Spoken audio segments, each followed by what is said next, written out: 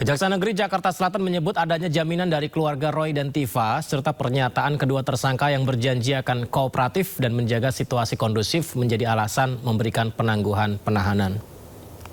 Berdasarkan pendapat dari tim Jaksa Penuntut Umum terhadap permohonan kuasa hukum dan keluarga para tersangka untuk tidak dilakukan penahanan, mempertimbangkan keluarga sebagai penjamin yang bersedia menerima risiko apabila tersangka tidak hadir dalam persidangan, serta surat pernyataan dari para tersangka yang akan senantiasa kooperatif memenuhi segala kewajiban dan aturan yang berlaku, dan tidak akan mengulangi perbuatan dimaksud menjaga situasi kondusif, maka sesuai mekanisme dan ketentuan yang berlaku terhadap para tersangka tidak dilakukan penahanan. Sempat ditahan oleh Polda Metro Jaya, kedua tersangka kasus dugaan fitnah ijazah palsu Presiden ke-7 RI Joko Widodo, Roy Suryo dan Tifauzia Tiasuma atau Dr. Tifa, akhirnya diberi penangguhan penahanan.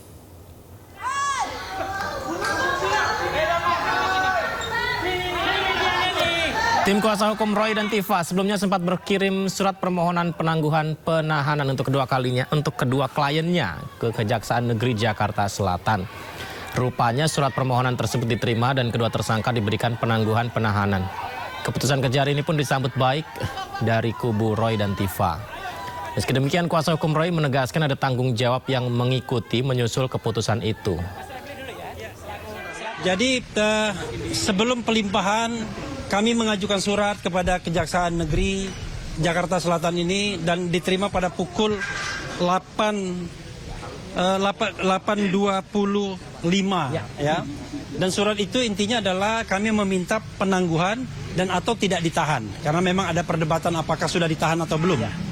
Nah, pemeriksaan setelah beliau berdua masuk itu sudah selesai sesungguhnya pada pukul sebelum sholat zuhur dan makan siang. Ya kira-kira pukul 11. Dan kami harus menunggu, alhamdulillah walaupun agak lama sedikit, tetapi ya tidak menjenuhkan juga karena kami kemudian banyak sharing, banyak cerita dan lain sebagainya, diberikan makan yang baik juga, minum yang baik juga, dan akhirnya ya pada pukul ya hampir pukul 5 ini akhirnya kami mendapatkan kabar yang menggembirakan.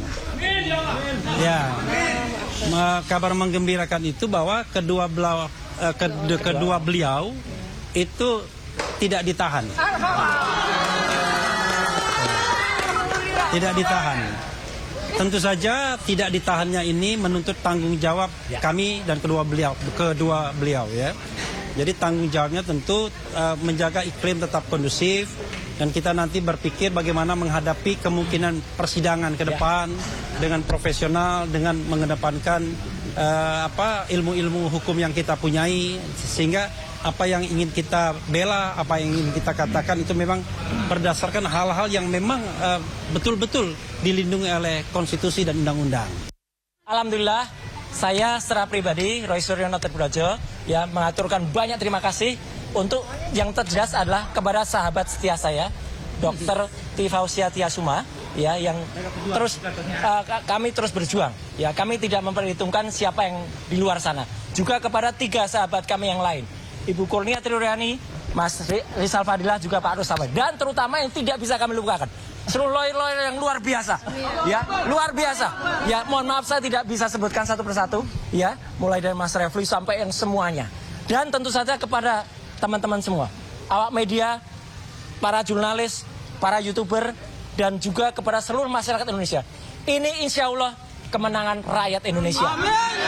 Dan saya hanya ingin mengaturkan puji syukur kepada Tuhan Yang Maha Kuasa, Allah Subhanahu Wa Taala, bahwa perjuangan kami belum selesai. Sampai dengan hari ini kami masih akan terus berjuang menegakkan kebenaran yang ada. Dan mohon terus supportnya, dan insya Allah kami berdua tetap kuat, tidak seperti para pengkhianat. Ya, terima kasih. Dari ruang penyidikan hingga meja pemeriksaan, kasus dugaan fitnah ijazah palsu terus jadi sorotan. Roy Suryo dan Dr. Tifa kini dapatkan penangguhan penahanan, tak lagi rasakan dinginnya malam di balik jeruji tahanan. Lantas akankah persidangan nanti menghadirkan jawaban atas berbagai pertanyaan? Kita bahas lebih dalam malam ini bersama dengan kuasa hukum Roy Suryo dari TPUA, Azam Khan. Selamat malam, Assalamualaikum Bang Azam. Ya, waalaikumsalam warahmatullahi wabarakatuh. Cuman audionya kurang keras. Kecil. Kurang keras? Oke, mungkin saya agak sedikit kencang sedikit ya saya menyapanya. Baik, Bang Azam, jadi apa yang disampaikan pihak pengacara kepada Kejari sehingga ada penangguhan penahanan ini? Apa yang disampaikan, Bang? Ya, kalau penangguhan penahanan itu kan memang proses yang wajar saja. Artinya proses yang tidak ada hal yang istimewa gitu ya. Jadi penangguhan penahanan itu kan memang diatur di KUHP gitu loh ya. Artinya ya jaminan-jaminan yang harus diberikan itu ya ada sebagai bahan penangguhan penahanan. Namun begini, dari awal itu sebenarnya kita tuh meragukan proses perkara ini berjalan. Pertama, barang itu kan nggak ada yang asli. Barang itu masih diproses yang tidak tahu kemana prosesnya. Terbukti, terakhir-terakhir ini ada putusan KIP yang diajukan Bonatua dan Bonjowi, itu putusannya akhirnya menganulir pasal 17 eksepsi pengecualian, tapi pasal 18 ayat 2 itu lebih kental. Artinya setiap pejabat tinggi jika rakyat berkehendak ingin mengetahui CV dan segala macam itu harus dibuktikan. Dan akhirnya putusan itu disuruh membuka baik di UGM, di Surakarta KPU, KPU DKI dan KPU Pusat. Ternyata pada saat yang di UGM nggak ada UGM itu. Artinya ya saya nggak tahu kabur atau tidak, tapi intinya tidak memberikan. Tapi kalau yang KPU Surakarta, DKI itu memberikan sampai pusat. Ternyata begitu kita cek, oh kok begini gitu loh ya. Ini berarti ada indikasi memaksakan orang ikut kompetisi wali kota, gubernur, apalagi presiden. Maka kami akan pertimbangkan KPU tersebut nanti apakah kami akan melakukan upaya hukum dalam konteks laporan dan segala macam. Nah, kita pertimbangkan itu semua. Termasuk yang lucu, ternyata ada 3 laporan dari Lecumanan, Samuel gitu loh ya. Terus Andi Kurniawan, itu di P19 oleh Kejaksaan itu sudah dikesampingkan, sudah tidak ada. Maka ini juga menjadi target secara proporsional, nanti akan kita pertimbangkan untuk membuat sebuah laporan. Karena dia sudah jelas memberikan keterangan yang nggak benar itu lah ya, dengan seolah-olah melaporkan Roy Suryo CS gitu ya. Nah itu yang pertama. Yang sekian rangkaian. Tapi yang pertama kali saya ucapkan super istimewa adalah kebesaran Allah sendiri. Yang benar-benar Allah membantu sesuatu kebenaran itu memang mutlak ditunjukkan. Dan kejahatan nanti akan juga ditunjukkan sama Allah. Maha besar Allah atas segalanya. Sementara itu, Bang, kalau penangguhan penahanan, kalau bisa audionya nih kok kecil banget ya. Kecil banget ya. Teman-teman mungkin bisa agak dikerasin suara saya buat Bang Azam supaya bisa terdengar. Baik. Iya, ini sudah full ya. Sudah full ini. Mungkin dari audio alat Bang Ade mungkin bisa dibesarkan handphone atau laptopnya. Dari situ mungkin. Iya. Ini udah full ya? Full. Tapi sedikit-sedikit yang saya sampaikan terdengar lah ya, Bang Azam ya? Iya, terdengar. Baik.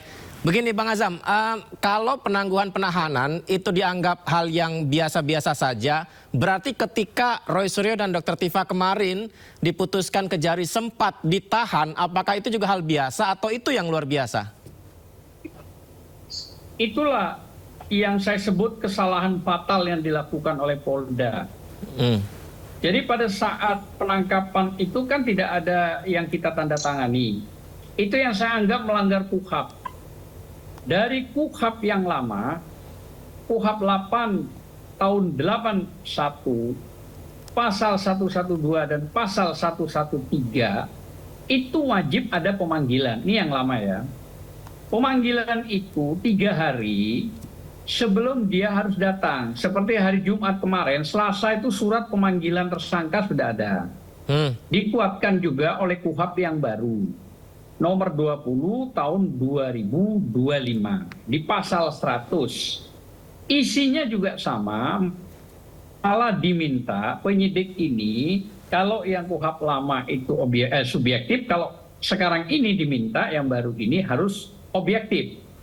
Nah, ditambah kekuatan lagi dalam KUHP pasal 97 bahwa benar harus dipanggil maksimal itu 2 kali. Lah ini pemanggilan sama sekali nggak ada. Datang-datang setengah diculik, keduanya ini tokoh baik Tifa maupun Roy dipaksa menandatangani. Nah ini yang menjadi masalah gitu loh. Harusnya itu diperbaiki oleh pihak Polda atau semua jajaran kepolisian. Jangan asal tanda kutip indikasi ada tekanan pesanan pokoknya. Nah ini yang berbahaya. Baik. Nah, jadi pasal-pasal KUHP yang mengatur tersebut itu mutlak nggak boleh dimenangkan oleh Perkap atau Perpol, itu kan di bawahnya jauh. Jadi maksud saya biar profesional. Dia ini kan sudah beretikat baik. Kenapa? Kelimanya ini melakukan wajib lapor 6 bulan loh. 6 bulan loh. Nah. Wajib lapor tiap minggu. Lah apa beratnya? Maksud saya kalau pas lagi wajib lapor masukin surat panggilan. Pak, Bu, 3 hari lagi datang ya, ini surat panggilannya. Kan gampang, cuman ngeprint doang kok 1 jam. Baik, Bang Azam dan Itu juga yang pemirsa. Kita simak dulu ya Bang Azam, ini ada informasi dari Sekjen Pradi Bersatu, Adi Darmawan mempertanyakan keputusan penangguhan penahanan Roy Suryo dan Dr. Tifa. Adi minta Jaksa Agung menjelaskan sendiri soal penangguhan penahanan Roy Tifa. Kita simak dulu berikut ini. Bapak Prabowo, Mas Gibran hari ini hukum dipertanyakan. Utamanya Bang Dasko. Bang Dasko, hari ini hukum dipertanyakan. Ya, kami memohon kepada para petinggi, para elit untuk tidak mendengarkan pihak-pihak yang menagih utang politik. Seolah-olah juga berjasa terhadap kemenangan Prabowo Gibran. Kemudian menagih hal itu untuk seorang Roy Suryo dan Dr. Tifa. Kami meminta Bapak Jaksa Agung sendiri yang harus menjelaskan bila mana memang benar bahwa telah terjadi persetujuan atau ACC penangguhan terhadap Roy Suryo CS hari ini.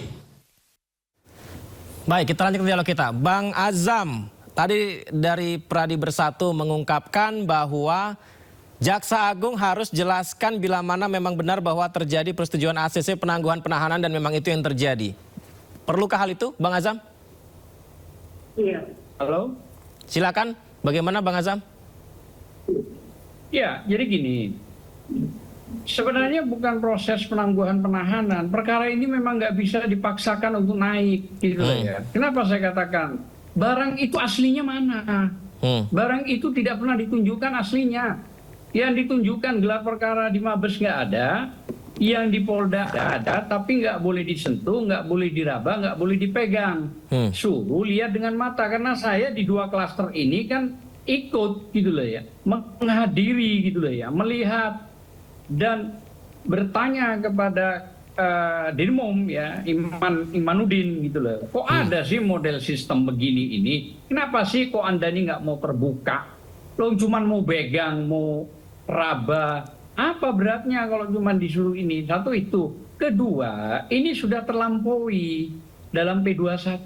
Anda bayangkan ini 400 hari loh ya. Dari laporan 30 April 2025. Ini sudah 14 bulan, 400 hari. Terus ditambah lagi ditentukan tersangka itu sejak awal bulan 11.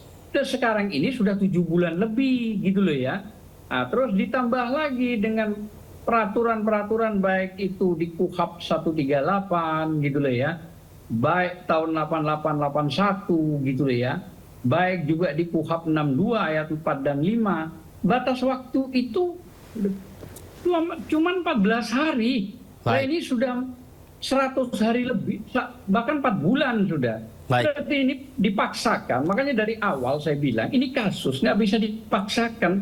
Saya nggak terlalu artinya merasa oh ya tidak bisa ditahan. Ini memang nggak bisa dipaksa kok. Tapi ya sudah, kita lihat nanti bagaimana, gitu loh ya. Baik, Bang Azam. Masa sih mantan ex-presiden kasusnya ini 14 bulan nggak jalan-jalan sampai sekarang, baru cuman sekitar begini-begini, kan lucu. Biasanya kan cepat, ya karena barangnya itu juga diragukan. Dipaksakan. Apalagi tambahannya sekarang, 3 pelapor itu, baik Lee Cumanan, ini biar Mas Boy juga tahu, baik Samuel maupun Andi Kurniawan, itu sudah dikesampingkan sejak P19 oleh pihak kejaksaan. Berarti sudah tidak ada mutu lagi, zong sudah. Maka otomatis orang yang ketiganya ini justru bisa dikibarik, dilaporkan balik, gitulah. Kita, gitu loh ya. Nanti semua ini akan dipertimbangkan. Dia sudah tidak bisa masuk di area persidangan. Jadi firm khusus untuk 310, 311 itu adalah murni orang yang menjadi korban. Jadi dipahami dulu proses perkara ini, jangan artinya membangun narasi dan opini nggak jelas, pakai dasar gitu loh maksud saya.